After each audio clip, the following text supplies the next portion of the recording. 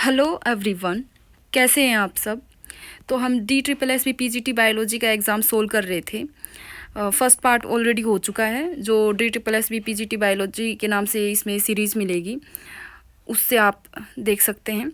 और आप किसी भी तरह का PGT बायोलॉजी का एग्ज़ाम तैयारी कर रहे हैं, जैसे कि KVS PGT बायोलॉजी है, HTET है, NVS है, तो उसके लिए बहुत हेल्पफुल रहने वाली है। क्योंकि आप जानते हैं कि PGT एग्ज़ाम में 11th-12th की जो NCERT वो कितना इंपॉर्टेंट रोल प्ले करती है। तो ये जो DSSB का एग्ज़ाम है ना, NCERT से बहुत ज़्यादा पोर्शन आता है इसमें, ठीक है। तो एक तरह से आपका रिवीजन भी हो जाएगा, क्योंकि मैं सारे ही ऑप्शन जो हैं उनको अच्छे से एनालाइज करके चल रही हूँ, ठीक है। तो शुरू करते हैं। तो हमने डिसिप्लिन 2 तक कर लिया था। इसमें 9 डिसिप्लिन आते हैं, जिसमें 180 क्वेश्चन आते हैं टोटल बायोलॉजी के DSSB PGT एग्ज़ाम में।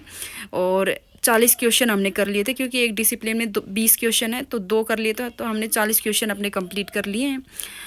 और एक साथ नहीं करवा पाती भाई, बहुत लंबी वीडियो हो जाती है, फिर आप लोग देखोगे भी नहीं इसको। तो शुरू करते हैं। फर्स्ट क्वेश्चन है, in the context of human anatomy which type of movement is characterized by a limb moving away from the body's mid line. तो इसमें मूवमेंट एंड लोकोमोशन से क्वेश्चन है ये। तो अलग अलग मूवमेंट होती है ना, उनको अलग अलग टर्म दी गई है यहाँ पे। तो सारी टर्म एक बार देख लेते हैं। पहले है abduction, flexion, adduction and extension. तो इसमें बोल रखा है मिड लाइन से अवे मूवमेंट हो रही है लिम्ब की। मान लीजिए आप अपने दोनों हाथों को ऊपर उठा रहे हो, ठीक है, तो ये मिड लाइन से दूर जा रहे हैं। तो जो दूर जाने की प्रोसेस है ना, जो दूर जाने हो रहे हैं ना, ये जो अपने दोनों हाथ अपनी मिड लाइन से, तो इसको बोलते हैं अबडक्शन, ठीक है। दूर हो रहे हैं, अबडक्शन, एक अलगाव सा महसूस हो रहा है ना, तो ऐसे आपको टर्म याद रखनी है, ठीक है। जब आप किसी चीज़ से लिंक करके याद करते हो ना, तो आपको पेपर में भी याद आ जाता है, और ऐसे ही पढ़ते चले जाते हैं तो हम सारा मिक्स हो जाता है, ठीक है। तो मैं आपको इसलिए एग्जांपल के थ्रू समझा रही हूँ। तो अपने दोनों हाथ ऊपर उठाए आपने, मिड लाइन से दूर चला गए, तो इसको बोलते हैं अबडक्शन, ठीक है। अब सेम इसी का उल्टा कर दो, अपने दोनों हाथ अपने नीचे कर लिए, ठीक है, तो बॉडी के पास आ रहे हैं, मिड लाइन के पास आ रहे हैं, तो इसको बोलेंगे अडक्शन। एड से बना है अडक्शन, ठीक है। तो आपको ऐसे याद करना है, ठीक है। 2 टर्म तो आपकी क्लियर होगी। अब नेक्स्ट है फ्लेक्शन एंड एक्सटेंशन। अब देखो, आपने अपना हाथ फोल्ड किया है, ठीक है, तो दो बोन्स के बीच एंगल जो है वो कम हुआ है। आपने अपना हाथ फोल्ड किया है, तो 2 बोन्स के बीच एंगल कम हुआ है, तो इसको बोलेंगे फ्लेक्शन, ठीक है। अब इसी का उल्टा कर दो, आपने अपना हाथ सीधा कर लिया, ठीक है, तो 2 बोन्स के बीच एंगल इंक्रीज हुआ है, तो इसको बोलेंगे एक्सटेंशन, ठीक है। चारों टर्म आपको समझ आ गई, ठीक है। तो नेक्स्ट चलते हैं अभी। और वीडियो अगर अच्छी लग रही हो तो भाई सब्सक्राइब भी कर देना, लाइक भी कर देना, ताकि ऐसी वीडियोस आपको मिलती रहें। तो सेकंड क्वेश्चन है, aldosterone increases which of the following in the cortical collecting tubule by reabsorption. तो भैया किडनी वाले चैप्टर है ना, जो एक्सक्रीशन वाला चैप्टर है, उससे क्वेश्चन है। तो उसमें यूरिन फॉर्मेशन के दौरान आपने देखी थी कई सारी प्रोसेस, सिक्रीशन है, रीअब्जॉर्प्शन है, ठीक है, तो उससे क्वेश्चन है। तो ये एल्डोस्टेरोन हार्मोन है ना, सोडियम के रीअब्जॉर्प्शन में रोल प्ले करता है, ठीक है। तो ये तो हमने एंडोक्राइनोलॉजी में पढ़ी होगी, जिसमें हम ग्लैंड्स, कौन कौन सी ग्लैंड कौन सा हार्मोन रिलीज करती है और वो हार्मोन क्या काम करता है, ठीक है। तो वहाँ पर भी हमने एल्डोस्टेरोन का पढ़ा है, और एल्डोस्टेरोन सोडियम के अब्जॉर्प्शन में, रीअब्जॉर्प्शन में रोल प्ले करता है, ठीक है। तो इसका ऑप्शन सेकंड करेक्ट है। और ये मैंने खुद से जो है हाईलाइट नहीं कर रखे ऑप्शन। ये जो DSSB भी अपना अलग से साइट पे कोई एग्ज़ाम प्रोवाइड नहीं करता, एग्ज़ाम पेपर, ठीक है। तो ये जो आंसर की आती है ना, जैसे ये एग्ज़ाम मैंने दिया था, तो जो आंसर की आती है ना, वो ऐसे ही हाईलाइट होके आती है, और उसी से मैं आपका पेपर सोल्व करा रही हूँ, ठीक है।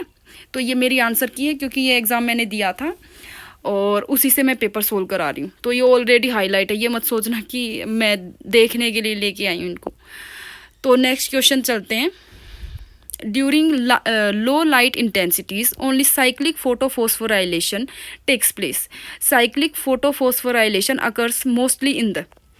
तो भैया जो फोटोसिंथेसिस वाला चैप्टर है ना, प्लांट फिजियोलॉजी का, तो भाई उसमें ना आप कई सारी प्रोसेस पढ़ोगे, C3 cycle, C4 cycle, cyclic phosphorylation, Z scheme, ठीक है। तो आपने जेड स्कीम देखा है, उसमें photo system 1 and photo system 2 involve होते हैं, ठीक है, वो तो होगी जेड स्कीम। लेकिन एक साइक्लिक फोटो फोस्फोराइलेशन भी होता है, उसमें सिर्फ और सिर्फ फोटो सिस्टम 1 इन्वॉल्व होता है, ठीक है। तो यहाँ पर साइक्लिक फोटो फोस्फोराइलेशन की बात कर रखी है, तो फोटो सिस्टम 1 हमें मिलेगा स्ट्रोमा लैमेली में। वैसे तो वो थाइलाकोइड के नॉन अप्रेस्ड रीजन में भी है, लेकिन यहाँ पर क्योंकि साइक्लिक फोटोफॉस्फोराइलेशन दे रखा है सिर्फ, तो वो होगा स्ट्रोमा लैमेली में। आपको हर एक जो साइकिल वहाँ पे हो रहा है, C3 साइकिल है, C4 साइकिल जो भी है, उसकी आपको साइट भी याद रखनी है, ठीक है। कौन सा मेसोफिल सेल्स में हो रहा है, कौन सा बंडल, क्या चीज़ बंडल शीथ सेल में हो रही है, तो ये सब आपको याद रखना है, ठीक है। तो अभी के लिए मैं सिर्फ साइक्लिक फोटोफॉस्फोराइलेशन की साइट बता रही हूँ जो है स्ट्रोमा लैमेली, ठीक है। ये कुछ चीज़ें याद ही करने की होती हैं, ठीक है, वो हमें कई बार रिवाइज करके याद करनी पड़े या फिर कैसे भी निमोनिक बना के याद करनी पड़े, वो हमें याद ही करनी है। तो इनकी साइट इम्पोर्टेंट है, ठीक है, तो ये आपको याद करनी है। NCERT का चैप्टर है, बार बार रिवाइज करो, हो जाएंगे याद। अब नेक्स्ट चलते हैं। The primary endosperm cell in flowering plant is formed. तो भाई प्राइमरी एंडोस्पर्म सेल की बात कर रहे हैं। तो जब हम रिप्रोडक्शन इन फ्लावरिंग प्लांट पढ़ते हैं ना, तो वहाँ पर अपन देखते हैं कि 2 मेल गैमेट होते हैं, ठीक है। एक मेल गैमेट तो एग सेल के साथ फ्यूज़ करेगा, ठीक है, और दूसरा मेल गैमेट 2 पोलर न्यूक्लियाई के साथ फ्यूज़ करेगा, ठीक है। तो जब 2 पोलर न्यूक्लियाई और एक मेल गैमेट फ्यूज कर रहा है ना, तो 3 सेल का फ्यूजन हो रहा है, तो उसको बोलते हैं ट्रिपल फ्यूजन। और उसका रिजल्ट क्या है, वो क्या प्रोड्यूस करेगा, उससे क्या बनेगा, उससे प्राइमरी एंडोस्पर्म सेल बनेगी, ठीक है, जो कि उसको जो एम्ब्रियो बनेगा ना, उसको नरिशमेंट प्रोवाइड करेगा, ठीक है। तो क्योंकि 3 सेल का फ्यूजन हुआ है, 2 पोलर न्यूक्लियाई और एक मेल गैमेट, ठीक है, तो इसलिए इसको ट्रिपल फ्यूजन बोल रहे हैं, और इससे प्राइमरी एंडोस्पर्म सेल बनेगी, ठीक है। बात समझ में आ गई। तो नेक्स्ट चलते हैं। मैं जल्दी जल्दी इसलिए करवा रही क्योंकि कई है ना देखते नहीं है फिर कि भाई बहुत लंबी वीडियो हो गई, और इसलिए मैं थोड़ा जल्दी करवा रही हूँ। अगर आप थोड़ा स्लो स्पीड चाहते हैं मेरी, मैं आराम आराम से कराऊं, तो फिर कमेंट में बता दिया करो जो भी तुम्हें चेंज कराना है, जो भी तुम सजेशन मुझे देना चाहो, आपके हर एक सजेशन का मैं वेलकम करूंगी, और आप बस बता दिया करो कि क्या चेंज करना है, ठीक है। नेक्स्ट है, in humans failure of testis to descend from the abdomen into the scrotum at or near the time of birth of foetus is called. तो भाई इसको 4th टर्म है क्रिप्टोर्किडिज्म, ठीक है, इसको क्रिप्टोर्किडिज्म बोलते हैं। तो आप पहले इस बात को समझो, जब है ना जो भ्रूण होता है माँ के पेट में होता है, ठीक है, तो ना वो 7 मंथ के बाद ही उसकी जो टेस्टिस है, अगर बेबी बॉय है तो उसकी टेस्टिस 7 मंथ के बाद ही सैक्रोटम में डिसेंड करती है, उससे पहले वो अब्डोमन में रहती है, ठीक है। तो जब अब्डोमन से अगर वो डिसेंड होना फेलर हो गया ना अगर इस प्रोसेस का, तो वो अब्डोमन में ही रहेगी टेस्टिस। तो इस चीज़ को बोलेंगे क्रिप्टोर्किडिज्म, ठीक है, और बाद में इसको सर्जरी वगैरह से क्योर किया जाता है, ठीक है। बाकी टर्म भी देख लेते हैं। पहले ही है हीमेट्यूरिया। तो हीम वर्ड जहाँ जाए उसका मतलब होता है ब्लड, मतलब यूरिन में ब्लड, ठीक है, एक तरह का रेनल डिसऑर्डर है जिसमें यूरिन में ब्लड आता है, ठीक है, तो इसको हीमेट्यूरिया बोलते हैं। सेकंड है इंडोमेट्रोसिस। तो इंडोमेट्रियम आप जानते हैं, इंडोमेट्रियम का नाम आपने कई बार भी सुना होगा कि यूट्रस की जो लेयर होती है इंडोमेट्रियम, और हर एक मेंस्ट्रुअल साइकिल के दौरान वो ब्रेक डाउन होती है, ठीक है। तो इंडोमेट्रियोसिस क्या होता है, वो जो इंडोमेट्रियम है यूट्रस से आउट ग्रोथ करने लग जाती है, ठीक है। तो उसकी ग्रोथ अपन को फेलोपियन ट्यूब्स जो होती हैं फीमेल के अंदर और ओवरी वगैरह में इसकी आउट ग्रोथ आपको देखने को मिलती है। तो इसी चीज़ को बोलते हैं इंडोमेट्रियोसिस, ठीक है, ये एक तरह का डिसऑर्डर ही है, ठीक है। तो नेक्स्ट चलते हैं। Which is the most common cause of female infertility. तो पहला है यूटेराइन इन्फेक्शंस, दूसरा है PCOS पॉलीसिस्टिक ओवरी सिंड्रोम, तीसरा है ट्यूबल ब्लॉकेज, चौथा है इंडोमेट्रियोसिस। तो भाई ये चारों ही है ना, ये चारों ही अपना रोल प्ले करते हैं फीमेल इनफर्टिलिटी में, ठीक है। चारों की वजह से फीमेल इनफर्टिलिटी होती है, लेकिन यहाँ पर मोस्ट कॉमन कॉज पूछा है, तो मोस्ट कॉमन कॉज है इसका सेकंड ऑप्शन जो है पॉलीसिस्टिक ओवरी सिंड्रोम, ठीक है। और यूटेराइन इन्फेक्शंस यूट्रस में जो भी जिस तरह के कोई बैक्टीरियल इन्फेक्शन हो गया, ठीक है, उसकी वजह से भी फीमेल इनफर्टिलिटी होती है। ट्यूबल ब्लॉकेज, जो ट्यूब्स होती है फिलिपियम ट्यूब वगैरह, उसमें ब्लॉकेज होगी तो उसकी वजह से भी इनफर्टिलिटी होती है, ठीक है। एंडोमेट्रियोसिस अभी मैंने बताया कि एंडोमेट्रियम की आउटग्रोथ जब होती है, तो ये चारों ही की वजह से फीमेल इनफर्टिलिटी हो सकती है। लेकिन मोस्ट कॉमन कॉज इसका पॉलीसिस्टिक ओवरी सिंड्रोम है, ठीक है। PCOS, PCOD, आपने इन सब के नाम तो आपने सुने ही होंगे, आजकल कितना कॉमन है, ठीक है, कितना कॉमन ये औरतों में ये बीमारी देखने को मिलती है, ठीक है। नेक्स्ट क्वेश्चन पे चलते हैं। Which of the following hormone is primarily responsible for regulating the bodies metabolism and energy level. भाई ये क्वेश्चन तो सबको ही आता होगा कि BMR में कौन सी ग्लैंड कौन सा हार्मोन रोल प्ले करता है। तो भाई थायराइड ग्लैंड से रिलीज होता है थायरोक्सिन, ठीक है। BMR बॉडी मेटाबॉलिज्म रेट, ठीक है। इनमें कौन सा hormone most important role play करता है? थायरोक्सिन, ठीक है। बाकी भी हार्मोन्स दे रखे हैं। एस्ट्रोजन ये ओवरी से रिलीज होता है फीमेल के अंदर। कोर्टिसोल वगैरह, इंसुलिन आप जानते हैं पेनक्रियाज से रिलीज होता है, ठीक है। तो इनका रोल नहीं है बॉडी मेटाबॉलिज्म में, सिर्फ थायरोक्सिन का रोल है, ठीक है। नेक्स्ट चलते हैं। Which of the following is a common disorder of excretory system characterized by the presence of kidney stone. भाई किडनी स्टोन होते हैं, कैल्शियम ऑक्जेलेट की डिपोजिशन हो जाती है किडनीज में, ठीक है। तो यहाँ पर आप नाम से ही पता चल गया होगा आपको, सेकंड ऑप्शन है रेनल कैल्कुलाई, ठीक है।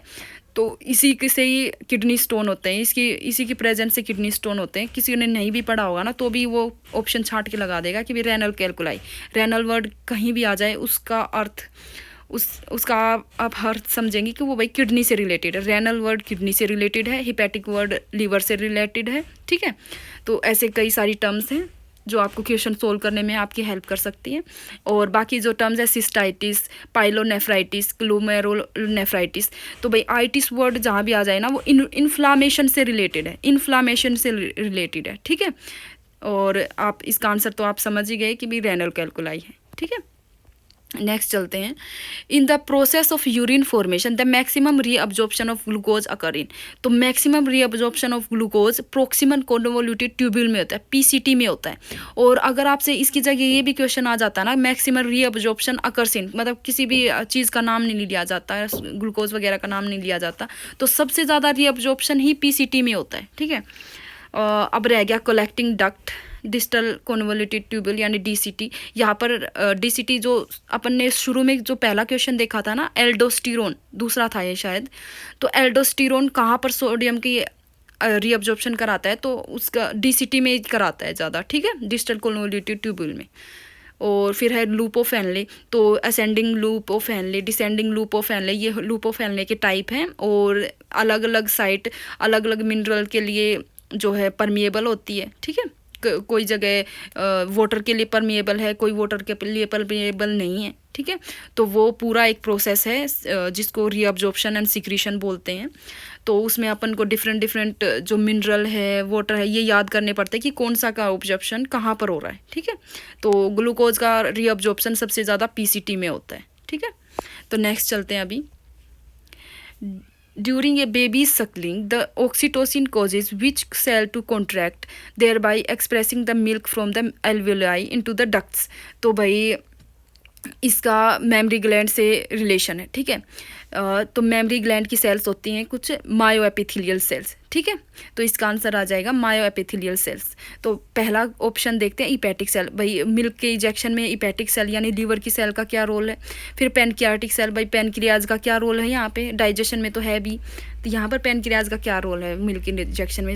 फोर्थ ऑप्शन है कार्टिलेज सेल्स, इसका भी कोई रोल नहीं है भाई, ठीक है। तो आप वैसे भी इसको एलिमिनेट करके इस क्वेश्चन को सोल्व कर सकते थे कि इसका आंसर मायोएपिथेलियल सेल्स आएगा, ठीक है। नेक्स्ट चलते हैं।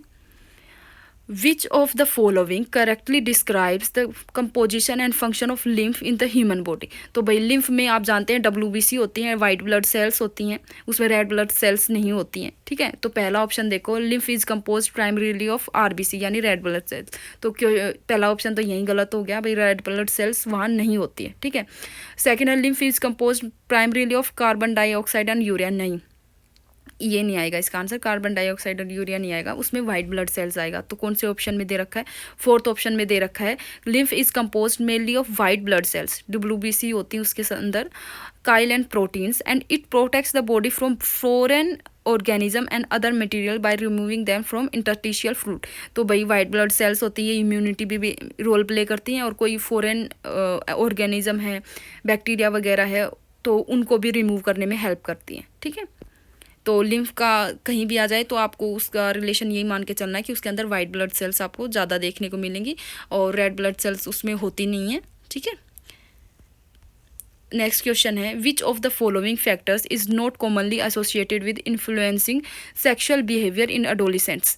तो पहला है पेरेंटल गाइडेंस, दूसरा है पीयर प्रेशर, तीसरा है exposure to tobacco, and fourth है सोशियो इकोनॉमिक स्टेटस।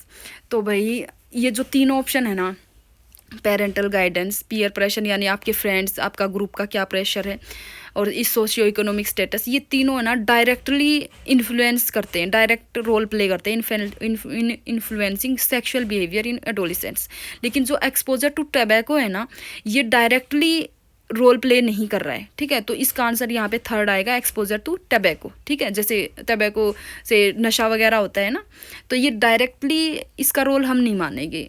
ठीक है, और लेकिन पेरेंटल गाइडेंस जो आपके माँ बाप जिस तरह से आपको गाइड कर रहे हैं, पीयर प्रेशर जो आपके दोस्त लोग हैं, जो ग्रुप है, ठीक है, एंड सोशियो इकोनॉमिक स्टेटस, ये सब तो डायरेक्टली रोल प्ले कर रहे हैं। ठीक है, तो इसका आंसर थर्ड आएगा क्योंकि नोट कॉमनली एसोसिएटेड पूछा था इसमें।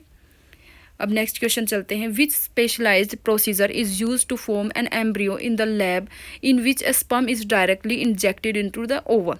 ठीक है, तो लैब पूछा है पहले, लैब में ही, तो इन वीवो फर्टिलाइजेशन तो पहले ही गलत हो जाएगा। ठीक है, एक टर्म होती है इन वीवो, इन वीवो का मतलब होता है इन द लिविंग बॉडी। ठीक है, कोई भी हम एक्सपेरिमेंट कर रहे हैं वो लिविंग बॉडी के साथ कर रहे हैं, तो लेकिन यहाँ पर तो लैब में पूछा है ना, लैब के लिए टर्म है इन विट्रो। ठीक है, इन विट्रो अगर यहाँ पर होता तो हम ये क्लिक करते। ठीक है, लैब का होता है इन विट्रो, लेकिन लिविंग बॉडी के अंदर कोई एक्सपेरिमेंट कर रहे हैं तो उसको बोलेंगे इन वीवो। ठीक है, सेकंड है इंट्रासाइटोप्लाज्मिक स्पर्म इंजेक्शन, इसका आंसर यही आएगा। ठीक है, इंट्रासाइटोप्लाज्मिक स्पर्म इंजेक्शन। ठीक है, थर्ड है आर्टिफिशियल इंसेमिनेशन, वो जो इंसेमिनेशन यानी जो मेल स्पर्म है वो डायरेक्टली फीमेल बॉडी के अंदर इंजेक्ट करवाए जाते हैं, इसको बोलते हैं आर्टिफिशियल इंसेमिनेशन। और चौथा है इंट्रा यूटेराइन इंसेमिनेशन, उसमें भी यूट्रस के अंदर जो है स्पर्म इंजेक्ट करवाए जाते हैं, ये भी आर्टिफिशियल इंसेमिनेशन का एक टाइप है। लेकिन अगर यहाँ पर पूछे कि स्पर्म को डायरेक्टली ओवम के अंदर, ओवम का जो साइटोप्लाज्म है उसके अंदर डायरेक्टली स्पर्म को इंजेक्ट करा लें, तो इसका आंसर आएगा इंट्रा साइटोप्लाज्मिक स्पर्म इंजेक्शन। ठीक है, अगर आपको वीडियो अच्छी लग रही तो लाइक कर दें, सब्सक्राइब कर दें, ताकि ऐसी वीडियो आपको मिलती रहें। और अगर आप कोई सजेशन देना चाहते हैं तो प्लीज़ कमेंट्स में आप ज़रूर बताया करो, ताकि मुझसे अगर कोई गलती हो रही है मैं समझाने में तो मैं उसको सुधार कर सकूं। आप नहीं बताओगे तो फिर मुझे पता कैसे चलेगा, मैं तो ऐसे ही पढ़ाती चली जाऊँगी ना। ठीक है, तो नेक्स्ट क्वेश्चन देखते हैं। Haematuria is a condition which indicates the presence of blank in the urine. तो भाई हेमेटूरिया, हिम वर्ड जहाँ भी आ जाए उसका क्या मतलब समझना है आपको, ब्लड, यानी यूरिन में ब्लड। तो इसका ऑप्शन सेकंड आएगा, यूरिन में ब्लड की प्रेजेंस को ही हेमेटूरिया कहते हैं। ठीक है, तो नेक्स्ट चलते हैं। Which of the following is not a common effect of alcohol consumption. जो एल्कोहल कंजप्शन यानी जो ड्रिंक करते हैं उसका क्या कॉमन इफेक्ट नहीं है। तो पहला ऑप्शन है increase risk of liver cirrhosis. Yes, आपको लिवर डिजीज़ हो सकता है, लिवर के डिसऑर्डर्स हो सकते हैं। ठीक है, तो पहला है ऑप्शन सही है ये। ठीक है, लेकिन आपको नोट ए कॉमन इफेक्ट बताना है तो पहला नहीं आएगा। तो सेकंड है impaired motor coordination. Motor coordination यानी आपका नर्वस सिस्टम और मसल्स का कोऑर्डिनेशन नहीं हो पा रहा है। आपने देखा होगा जब कोई ड्रिंक करके चलता होता है तो कैसे वो चलता है। ठीक है, वो सही से चल ही नहीं पाता है, उसका कोऑर्डिनेशन ही नहीं हो पा रहा है। ठीक है, तो सेकंड भी सही है, लेकिन यहाँ पे हमने नोट ए कॉमन बताना है। तो थर्ड देखें, enhance cognitive abilities. Cognitive abilities यानी आपकी मेंटल एबिलिटीज़। तो क्या ड्रिंक करने से मेंटल एबिलिटीज़ इंक्रीज़ होती हैं? ऐसा नहीं होता है ना, तो थर्ड ही आप एलिमिनेट कर सकते हो और इसका थर्ड ही आंसर आएगा। ठीक है, आपको आंसर मिल गया, थर्ड आएगा। तो नोट ए कॉमन इफेक्ट बताना था। तो चलिए नेक्स्ट चलते हैं। Which of the following animals use tracheal tubes for respiration. तो ये रेस्पिरेटरी ऑर्गन के बारे में पूछा गया है। तो पहला देखते हैं फिश। फिश के अंदर भाई गिल्स होते हैं रेस्पिरेशन के लिए। ठीक है, लेकिन यहाँ पे ट्रैकियल ट्यूब्स के लिए पूछा है। सेकंड है insect. Yes, insect class insecta याद करो, फाइलम आर्थ्रोपोडा की क्लास है क्लास इंसेक्टा, और वहाँ पर ट्रैकियल ट्यूब्स होते हैं। रेस्पायरेशन के लिए, ठीक है। तो रेस्पायरेटरी ऑर्गन इंसेक्ट में ट्रैक्टियल ट्यूब्स होते हैं, तो इसका आंसर सेकंड ही आ जाएगा। और थर्ड ऑप्शन है एम्फीबियंस। एम्फीबियंस यानी फ्रॉग वगैरह जो एक्वेटिक भी होते हैं और टेरेस्ट्रियल भी होते हैं, तो अलग अलग लाइफ स्टेज के अकॉर्डिंग इनके रेस्पायरेटरी ऑर्गन बदलते रहते हैं। जैसे जब ये टेरेस्ट्रियल होते हैं, ज़मीन पर रह रहे होते हैं, तो ये लंग से रेस्पायरेट करते हैं, स्किन से करते हैं। वाटर में होते हैं तो अलग इनके रेस्पायरेटरी ऑर्गन होते हैं, ठीक है। जैसे बैकोफेरेंजियल कैविटी है, ठीक है। अब फोर्थ है रेप्टाइल्स। तो आप जानते हैं रेप्टाइल्स में लंग्स होते हैं रेस्पायरेशन के लिए, ठीक है। नेक्स्ट क्वेश्चन है what is the role of pancreas in digestion. तो पहला है secrete enzyme. Yes, pancreas enzyme secrete करती है और that support in digestion of food in intestine. Yes, ये सही है, पहला ही ठीक आ जाएगा आंसर। और ये सोडियम बाइकार्बोनेट जो आयन होते हैं उनको भी रिलीज़ करती है, ताकि वो जो स्टमक से जो काइम आ रहा है ना, फूड आ रहा है, तो वो क्योंकि स्टमक में HCl है तो वो एसिडिक इन नेचर है, तो उसको न्यूट्रलाइज करने के लिए बाइकार्बोनेट आयंस भी रिलीज़ करती है पेनक्रियाज, ठीक है। तो इसका एंजाइम सिक्रीट करती है जो कि डाइजेशन में बहुत इंपॉर्टेंट रोल प्ले करता है, ठीक है। तो फर्स्ट इसका आंसर आ जाएगा। सेकंड ऑप्शन है break down food mechanically. No. Third है प्रोड्यूसिस बाइल। तो फिर भाई लिवर क्या करेगा। फोर्थ है अब्जॉर्ब्स न्यूट्रिएंट। तो भाई इंटेस्टाइन क्या करेगी, जो न्यूट्रिएंट वगैरह का जो सबसे ज़्यादा रीअब्जॉर्प्शन होता है, अब्जॉर्प्शन होता है, वो इंटेस्टाइन में होता है, ठीक है। पेनक्रियाज नहीं करती भाई ये। तो फर्स्ट ऑप्शन इसका करेक्ट हो जाएगा। 18th का है with respect to the transport of organic solutes through phloem the source sink relationship is. Source sink यानी जैसे ये वेरिएबल एंड बाय डायरेक्शन होती है। अब इसको समझो कि वेरिएबल है एंड बाय डायरेक्शन क्यों होती है। देखो भाई, जब आप जानते हैं कि फोटोसिंथेसिस लीफ में होता है, ठीक है, लीव्स में होता है, पत्तों में होता है, ठीक है। तो वो खाना बना रहे हैं, वो स्टोर हो रहा है रूट में, ठीक है, रूट में स्टोर हो गया। तो यहाँ पर सोर्स, जहाँ पर खाना बन रहा है ना, उसको सोर्स बोलते हैं। तो सोर्स तो हो गया पत्ते, लीफ, और जहाँ पे स्टोर हो गया वो उसको बोलेंगे सिंक, तो वो हो गई रूट, ठीक है। अब भाई मौसम बदला, अब भाई पत्ते झड़ गए, अब नए बर्ड्स आ रहे हैं, बर्ड्स जो जहाँ से लीफ निकलेगी, ठीक है। तो वो तो अब सिंथेसाइज नहीं कर रहे फूड का, तो उसको तो फूड चाहिए। तो भाई रूट से, अब रूट तो सोर्स हो जाएगी क्योंकि वो फूड प्रोवाइड कर रही है, और जो बर्ड्स है वो सिंक हो जाएंगे, ठीक है। जो नए पत्ते बन रहे हैं वो सिंक का काम करेंगे। तो ये वेरिएबल एंड बाई डायरेक्शन होगी, बाई डायरेक्शनल होगी। पहले तो नीचे की तरफ जा रहा है डायरेक्शन, फिर बाद में जब ज़रूरत पड़ी तो ऊपर की तरफ आया, तो ये बाई डायरेक्शनल भी है और वेरिएबल भी है, ठीक है। तो फर्स्ट इसका आंसर सही आ जाएगा। नेक्स्ट चलते हैं। Which of the following is the most common indication for kidney transplantation in adults. तो भाई किडनी ट्रांसप्लांट तो भाई लास्ट स्टेज में करते हैं, बिल्कुल एंड स्टेज में करते हैं। तो फिर इसका आंसर फर्स्ट आ जाएगा, एंड स्टेज रेनल डिजीज़। और फर्स्ट आंसर इसका आ गया। तो बाकी ऑप्शंस भी देख लेते हैं। दूसरा है रेनल कैलकुलाई। तो ये भाई किडनी स्टोन होते हैं, तो किडनी स्टोन की वजह से कौन किडनी ट्रांसप्लांट करता है। तीसरा ऑप्शन है हाइपोटेंशन। तो लो बीपी में भी कौन किडनी ट्रांसप्लांट कराता है भाई। चौथा है रेनल कोलिक। ये भी एक किडनी डिसऑर्डर है जिसमें कि यूरिन अच्छे से पास आउट नहीं हो पाता है, ब्लैडर में स्टोर नहीं हो पाता है, तो इसको रेनल कोलिक जो पेनफुल सिचुएशन होती है ये। तो लेकिन ये इसमें भी किडनी ट्रांसप्लांटेशन की एडवाइस नहीं करते हैं डॉक्टर्स, सिर्फ एंड स्टेज रेनल डिजीज़ के अंदर ही किडनी ट्रांसप्लांटेशन की एडवाइस करते हैं। ओके, नेक्स्ट देखते हैं। Which of the following structure is primarily responsible for integrating the neural and endocrine system to regulate physiological process। तो भाई न्यूरल और एंडोक्राइन सिस्टम में कौन लिंक की तरह काम करता है भाई। हाइपोथैलेमस करता है, ठीक है।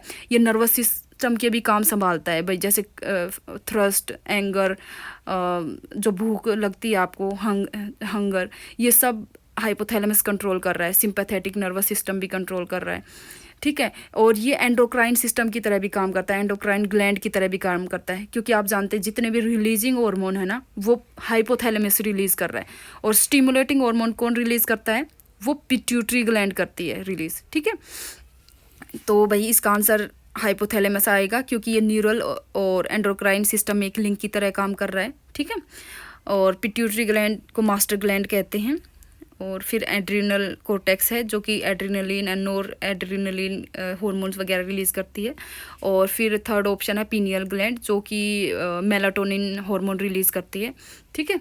लेकिन यहाँ पर अगर न्यूरल और एंडोक्राइन सिस्टम के जो दोनों की तरह काम कर रहा है वो हाइपोथैलेमस है, ठीक है।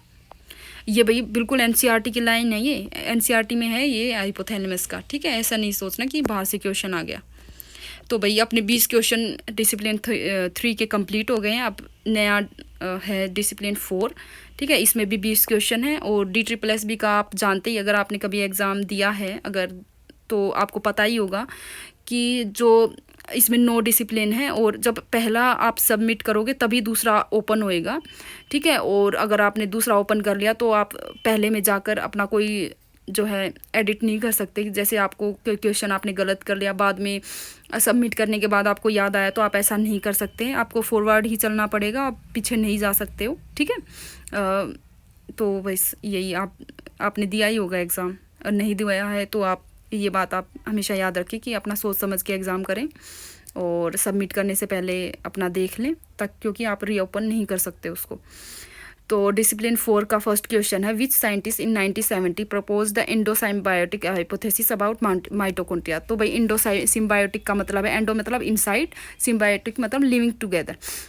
तो आप जानते हैं कि माइटोकॉन्ड्रिया का पहले है ना प्रोकैरियोटिक, माइटोकॉन्ड्रिया का है ना प्रोकैरियोटिक ओरिजिन है, ठीक है। इसको प्रोकैरियोट माना जाता है, क्योंकि इन्होंने जो इसका आंसर है लिन मार्गुलिस, इन्होंने ये बताया था कि पहले इनका इंडिपेंडेंट एग्जिस्टेंस था, और बाद में ये किसी ऑर्गेनिज्म के अंदर गए और वहाँ पर इंडोसिम्बायोसिस करके वो उसके अंदर ही रहने लग गए, और सेपरेट जो है ऑर्गेनेली की तरह काम करने लग गए। तो इसी को इंडोसिम्बायोटिक थ्योरी कहते हैं, इंडोसिम्बायोटिक हाइपोथेसिस बोलते हैं। और ये लिन मार्गुलिस ने किया था। ये क्वेश्चन मुझे भी नहीं आता था, क्योंकि जो साइंटिस्ट के नेम एनसीईआरटी में मेंशन है ना, जैसे अर्नस्ट मेयर है, कैथरीन इसाऊ है, तो इन सब के नाम तो मैंने याद कर लिए थे, लेकिन ये जो बाकी साइंटिस्ट वगैरह के नाम थे ये मैंने याद नहीं किए थे भाई, ठीक है। ये क्वेश्चन मुझे भी नहीं आता था, कुछ चीज़ें याद करने की हैं, तो भाई वहाँ पे वो अपना देखना ही पड़ेगा, याद करना ही पड़ेगा।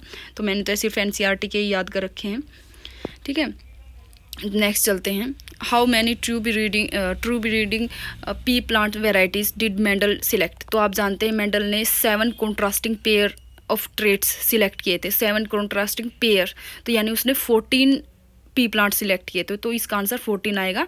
और जो इनहेरिटेंस जेनेटिक्स का चैप्टर है उसमें ये लाइन बिल्कुल सही, मतलब अच्छे से दे रखी कि 14 ट्रू ब्रीडिंग पी प्लांट उसने सिलेक्ट किए थे, ठीक है। तो अपना एनसीईआरटी का है ये है, तो हम इसको मुश्किल नहीं कहेंगे, क्योंकि एनसीईआरटी तो आपको पता ही है, पढ़नी ज़रूरी है। जो नहीं पढ़ के गया उसने अपना नुकसान किया है।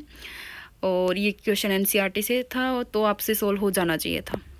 नेक्स्ट चलते हैं, थर्ड क्वेश्चन है डिसिप्लिन 4 का, which of the following experiment provided evidence supporting the idea that organic compounds necessary for life could be synthesized from abiogenic materials या फिर inorganic molecules under earth prebiotic conditions। तो भाई experiment पूछा है, तो experiment तो किया था मिलर एंड उरे ने, ठीक है।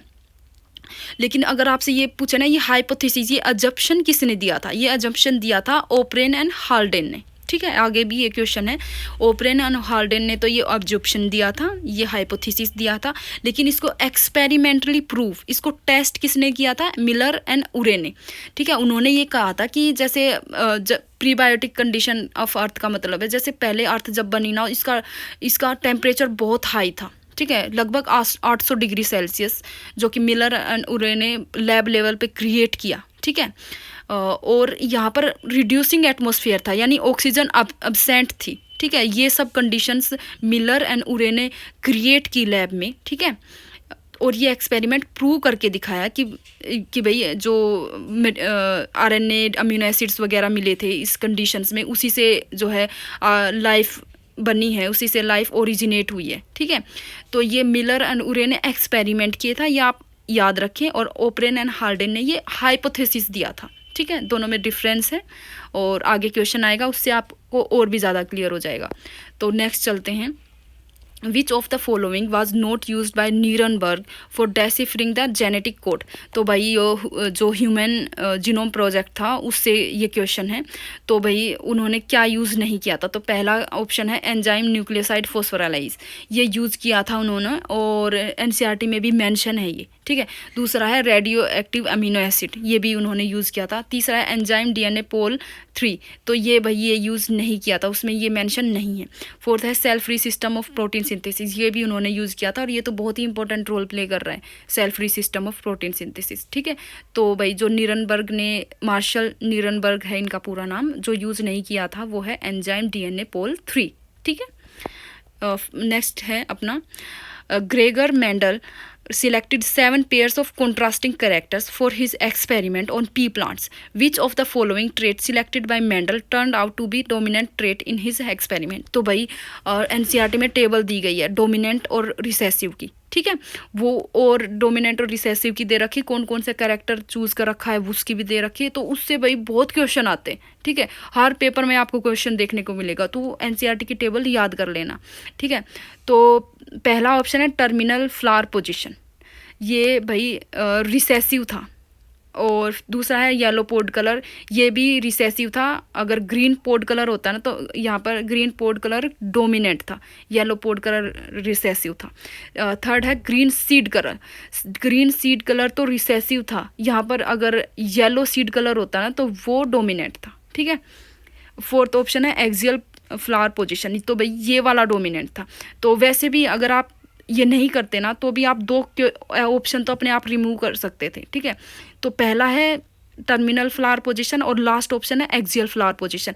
तो आप समझ तो गए होंगे इन दोनों में से ही एक ऑप्शन सही होने वाला है। ठीक है, दोनों में से एक ऑप्शन सही होने वाला है, दोनों एक ही ट्रेट के बारे में बात कर रहे हैं, तो ज़रूरी ही है कि एक डोमिनेंट होगा और एक रिसेसिव होगा। तो आप जो बीच वाले दोनों ऑप्शन है ना, ये तो आप पहले ही एलिमिनेट कर सकते थे और पहले और चौथे में आप 50-50 की चॉइस बना सकते थे। ठीक है, लेकिन यहाँ पर आंसर फोर्थ आएगा एक्सियल फ्लावर पोजीशन। ठीक है, नेक्स्ट चलते हैं। In DNA profiling unique RFLP patterns are obtain due to which of the following. तो भाई जो अपन डीएनए प्रोफाइलिंग यानी डीएनए फिंगर प्रिंटिंग करते हैं तो उससे क्वेश्चन है ये। ठीक है, तो इसका आंसर आएगा second, difference in size of VNTR segment. VNTR यानी वेरिएबल नंबर टेंडम रिपीट्स। ठीक है, कोई भी 2 ऑर्गेनिज्म है तो उसमें वीएनटीआर का नंबर अलग अलग होता है। ठीक है, किसी में 15 है, किसी में 20 है, मतलब वो साइज अलग अलग होता है। ठीक है, और यही चीज़ हेल्प करती है डीएनए प्रोफाइलिंग यानी डीएनए फिंगरप्रिंटिंग में, तो इसका आंसर सेकंड आएगा। ठीक है, नेक्स्ट देखते हैं which of the following statements about fetal and embryonic gonads is correct. तो भाई जो एम्ब्रियोनिक गोनेट्स होते हैं ना वो बाई पोटेंशियल होते हैं। ठीक है, उससे मेल भी बन सकता है, उससे फीमेल गोनेट भी बन सकता है, लेकिन डिपेंड करता है उसकी क्रोमोसोमल पैटर्न में, उसमें के अंदर एक्स क्रोमोसोम है या वाई क्रोमोसोम है। ठीक है, लेकिन शुरू में जो होते हैं ना, शुरू के जो वीक्स होते हैं उनमें वो बाई पोटेंशियल होता है, उसके अंदर पोटेंशियल है मेल गोनेड में डेवलप होने की भी और फीमेल गोनेड में डेवलप होने की भी। ठीक है, तो पहला देखते हैं, the development of male gonads begins with the formation of Mullerian duct. बिल्कुल गलत, अगर मेल गोनेड्स की फॉर्मेशन करानी है तो वहाँ पे वोल्फियन डक्ट होनी चाहिए। ठीक है, वोल्फियन डक्ट ही जो है मेल गोनेड की फॉर्मेशन कराती है और मुलेरियन डक्ट तो फीमेल गोनेड की फॉर्मेशन कराती है। पता है याद करने का क्या तरीका है इसमें, वोल्फियन डक्ट, वोल्फियन डब्ल्यू से वुमेन। ठीक है, लेकिन आपको इसका उल्टा करना है। ठीक है, वोल्फियन डक्ट मेल के लिए। ठीक है, और मुलेरियन डक्ट, मुलेरियन यानी मेल। ठीक है, एम से मुलेरियन, एम से मेल, लेकिन आपको करना है इसका उल्टा। ठीक है, मुलेरियन डक्ट फीमेल में देखने को मिलेगी, वोल्फियन डक्ट मेल में देखने को मिलेगा। और आपका याद करने का तरीका कुछ भी हो सकता है, ज़रूरी नहीं जो मैं ही बताऊं वो ही आप याद करें।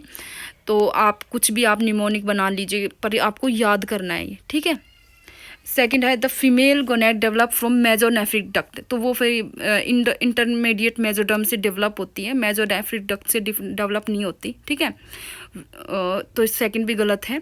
थर्ड है the gonads in both mails and female initially develop from the same embryonic tissue. ये भाई बिल्कुल सही बात है। ठीक है, शुरू में तो वो सेम ही एम्ब्रियोनिक टिश्यू से डेवलप होंगे। ठीक है, और बाइपोटेंशियल भी होते हैं। फोर्थ है in the absence of Y chromosome influence the indifferent gonads develop into testis. बिल्कुल रिवर्स दे रखा है, बिल्कुल उल्टा स्टेटमेंट दे रखा है। इसका अगर इसकी जगह अब्सेंस की जगह प्रेजेंस होता है ना तो ये स्टेटमेंट सही होती। ठीक है, तो इसका आंसर अब इस क्वेश्चन का आंसर अब थर्ड आएगा। ठीक है, the gonads in both mails and female initially develop from the same embryonic tissue. ठीक है, नेक्स्ट चलते हैं। In a pedigree chart, horizontal line connecting male and female and vertical line extending downward from a couple respectively represent. तो भाई जो horizontal lines होती हैं ना, वो तो भाई मैरिज को दर्शाती, मेटिंग को दर्शाती, और जो वर्टिकल लाइन है ना वो चिल्ड्रन को दर्शाती हैं. तो भाई जो अपना जेनेटिक्स में जो पेडिग्री एनालिसिस दे रखा है ना, पेडिग्री एनालिसिस, तो उसके अंदर सभी साइंस बना के दे रखे, कौन सा साइन फीमेल के लिए है, कौन सा मेल के लिए है, कौन सा शादी के लिए यानी मीटिंग के लिए है, कौन सा बच्चों के लिए. ठीक है, तो वो साइन एक बार आप देख लेना. ठीक है, बहुत ही ईजी है. और जैसे कि मैंने बता ही दिया कि भाई ओरिजेंटल लाइन तो मीटिंग के लिए है और वर्टिकल लाइन चिल्ड्रन के लिए. ठीक है, अगर आप एक बार एनसीईआरटी खोल के देख लेंगे तो आपको मतलब बिल्कुल सही क्लियर हो जाएगा. नेक्स्ट है, who proposed that the first form of life could have originated from pre-existing non-living organic molecule. तो आ गया ना वही क्वेश्चन, प्रपोज किसने दिया था, ये हाइपोथेसिस दिया किसने था, तो भाई ये ओपरेन एंड हार्डेन ने दिया था ये हाइपोथेसिस. ठीक है, और इसको एक्सपेरिमेंटली प्रूफ किसने किया था, बताओ. अभी करवाया ये क्वेश्चन, मिलर एंड उरे ने एक्सपेरिमेंटली प्रूफ किया था, और हाइपोथेसिस यानी अजम्पशन दिया था ओपरेन एंड हार्डेन ने. ठीक है, तो भाई नेक्स्ट चलते हैं. In a hybridization experiment, it was found that genetic recombinants between gene A and C were 3%, gene B and C were 12%, gene A and B were 15%, and between gene A and D were 19%. What will be the order of gene in the chromosome? तो भाई ये recombination और linkage से question है. ठीक है, अब recombination उस जीन में सबसे ज़्यादा होगा जिसमें सबसे ज़्यादा डिस्टेंस होगी. ठीक है, रिकम्बिनेशन उसमें सबसे ज़्यादा होगा जिनके बीच में डिस्टेंस ज़्यादा होगी. ठीक है, और लिंकेज यानी कोई जीन फिजिकली भी लिंक हो सकती है, जितना कम उसमें डिस्टेंस होगा, जितनी फिजिकली वो पास होंगी, उतना ही उनमें लिंकेज देखा जाता है और उतना कम उनमें रिकम्बिनेशन देखा जाता है. ठीक है, तो अब समझो भाई, तो सबसे ज़्यादा रिकम्बिनेशन कहाँ दिया गया है, 19% है सबसे ज़्यादा रिकम्बिनेशन ए एंड डी. तो ए एंड डी को सबसे दूर कर दो, क्योंकि इसमें से रिकम्बिनेशन सबसे ज़्यादा है. तो A and D first option में दूर है और थर्ड ऑप्शन में दूर है, तो बाकी ऑप्शन कट कर दो. ठीक है, ए एंड डी फर्स्ट में और थर्ड में, तो फर्स्ट और थर्ड में से अपना एक आंसर आएगा. अब 19 से कम कहाँ है, तो 19 से कम है ए और बी में, तो ए और डी के बाद ए और बी को दूर कर दो. ठीक है, तो ए और बी कहाँ दूर है, थर्ड में तो ए और बी बिल्कुल पास दे रखे, तो ये तो गलत होगा. तो अपना आंसर तो अपने को मिल गया, फर्स्ट आएगा जिसमें ए सी बी डी है. तो लेकिन मैं पूरा समझाती हूँ, आपका अपना आंसर तो आ गया लेकिन आप पूरा समझो. और ए और सी में है 3%, तो ए और सी सबसे पास होंगे. ठीक है, और बी और सी में है 12%, बी और सी में है 12%. ठीक है, ये भी पास होंगे, लेकिन सबसे दूर होगी ए और डी और ए और बी. ठीक है, क्योंकि इनमें रिकम्बिनेशन सबसे ज़्यादा है. ठीक है, नेक्स्ट समझते हैं.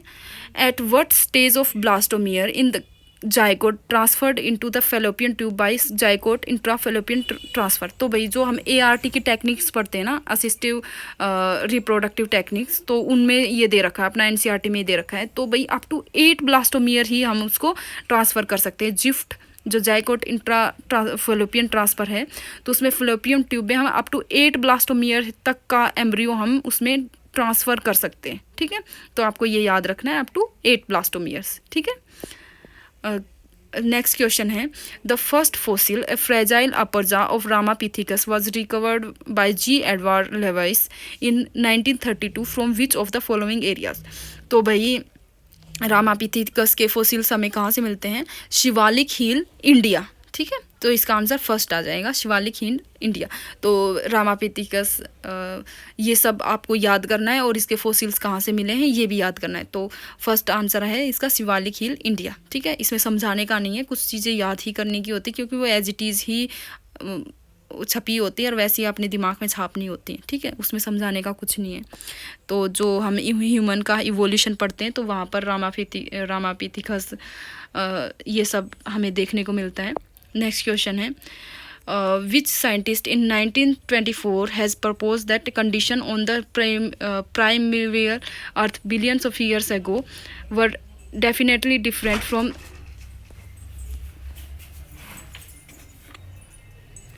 proposed that condition on the primeval earth billions of years ago were indefinitely different from present condition, and the first form of life or self duplicating particles did arise spontaneously from chemical inanimate और abiotic substances। तो भाई ये वो वाला ही hypothesis आ गया जो इतनी देर से मैं समझा रही थी, जो हाइपोथेसिस ओप्रेन एंड हाल्डेन ने दिया था और इसको एक्सपेरिमेंटली प्रूव किया था मिलर एंड उरे ने। ठीक है, तो भाई इसका फोर्थ ऑप्शन आ जाएगा अलेक्जेंडर आई ओप्रेन। ठीक है, तो इसका फोर्थ ऑप्शन आंसर आ जाएगा। अगर मैं बहुत जल्दी जल्दी रीड कर रही हूँ आंसर, तो आप वीडियो पॉज कर लिया करो और फिर उस आंसर उस क्वेश्चन को पढ़ लिया करो और फिर आप समझ सकते हैं इसको। ठीक है, नेक्स्ट चलते हैं। Kernel colour of wheat is an example of. तो भाई कर्नल कलर ऑफ वीट ये पॉलीजीनिक इनहेरिटेंस का एग्जाम्पल है, जिसमें कई सारी जीन मिलके एक कैरेक्टर को कंट्रोल कर रही होती हैं। ठीक है, जैसे स्किन कलर भी एक पॉलीजीनिक इनहेरिटेंस का एग्जाम्पल है। ठीक है, और बाकी जो ऑप्शन है एपिस्टेसिस, कॉम्प्लीमेंट्री, सप्लीमेंट्री, ये सभी जीन इंटरेक्शन के टाइप हैं। ठीक है, लेकिन यहाँ पर आंसर क्या आएगा आपका? पॉलीजीनिक इनहेरिटेंस। ठीक है,